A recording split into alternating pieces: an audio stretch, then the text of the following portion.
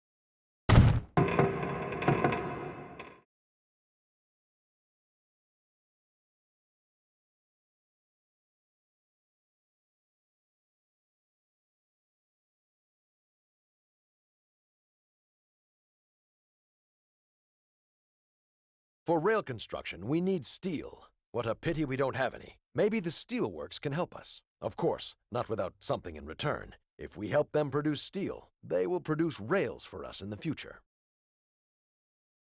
In order to set up the airline for our Grand Presidente, we not only need an airplane, but also 2 presentable airports. To make the airport operational again, we need the help of the local population. If we provide the town with construction materials, the inhabitants will trample out a runway in the grass for us.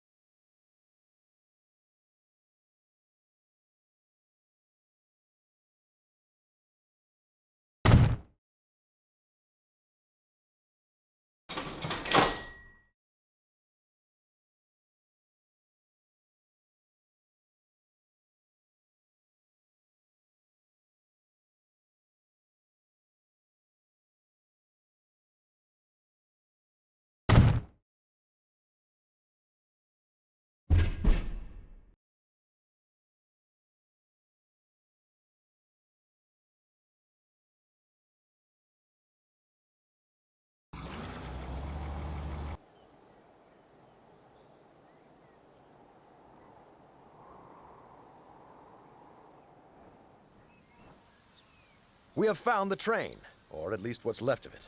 Rosie the cook has repurposed the cars for the expansion of her snack bar. The locomotive serves as an exhibit to draw customers. What a sad fate for such a venerable machine. If we can provide enough customers, then Rosie will be able to afford a proper new building and will let us have the cars.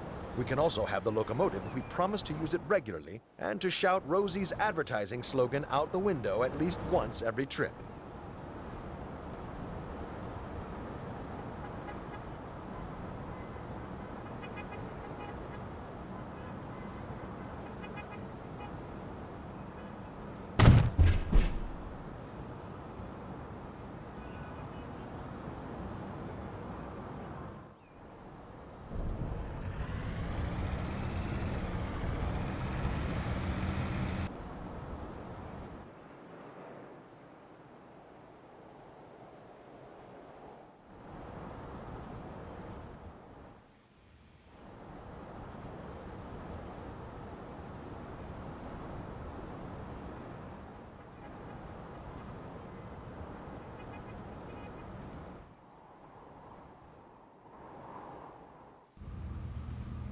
Our island world may be beautiful, but the weather is often very ugly. That is why cargo ships unfortunately sink off the coast from time to time. One or two of them can certainly be salvaged and repaired. But for an action like that, we will need pontoons. Fortunately, our colonial lords left behind a very modern chemical plant, which can supply us with plastic. The operators of the chemical plant will deliver pontoons to us if we find crude oil for them. But that is an expensive undertaking.